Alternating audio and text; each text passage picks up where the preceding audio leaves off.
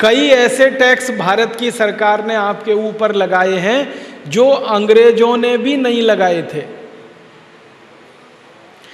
हमारे देश में एक टैक्स है जिसका नाम है सर्विस टैक्स। ये कभी अंग्रेजों ने नहीं लगाया, लेकिन भारत सरकार ने लगा दिया आपके ऊपर। ऐसे बीसियों तरह के टैक्स जो कभी अंग्रेज भी नहीं लेते थे, वो भी सरकार हमसे ले रही है। और टैक्स के रूप में हर साल हम उनको 6.25 लाख करोड़ रुपए देते हैं सरकार को।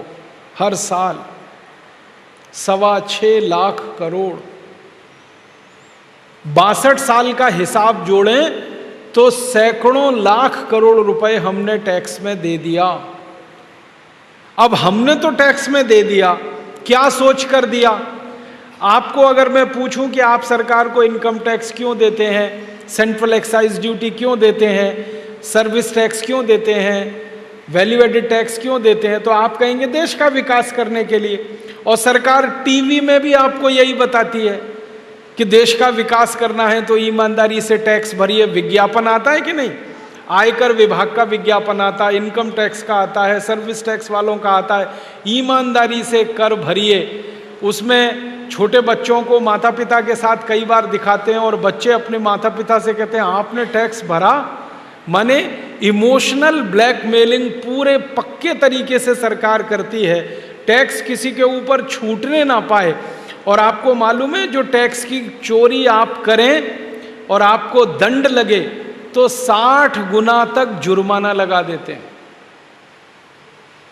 कभी आपसे छोटी मोटी गलती हो गई, इनकम टैक्स भरने में कुछ चूक हो गई, तो दंड आपके ऊपर टैक्स का 60 गुना।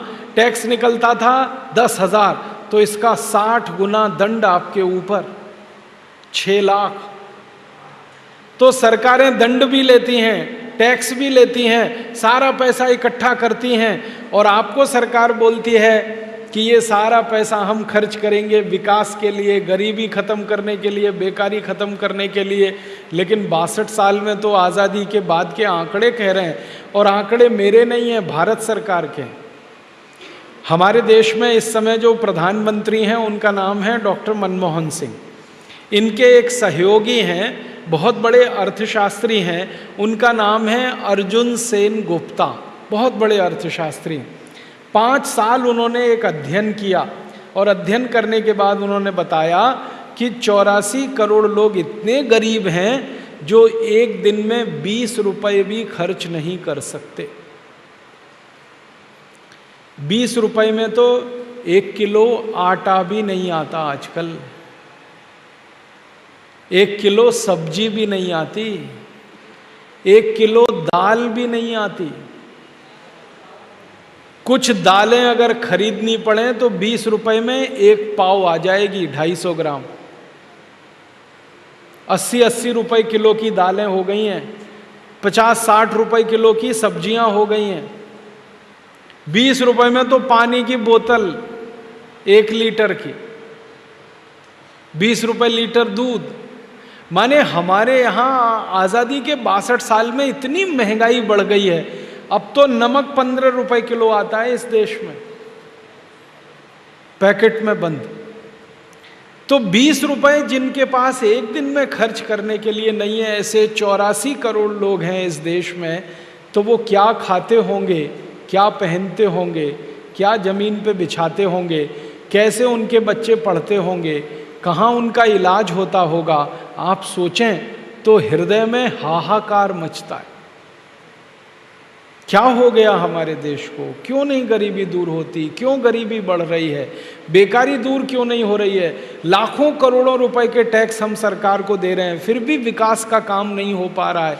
देश में कोई भी तकलीफ हमारी खत्म नहीं हो पा रही है।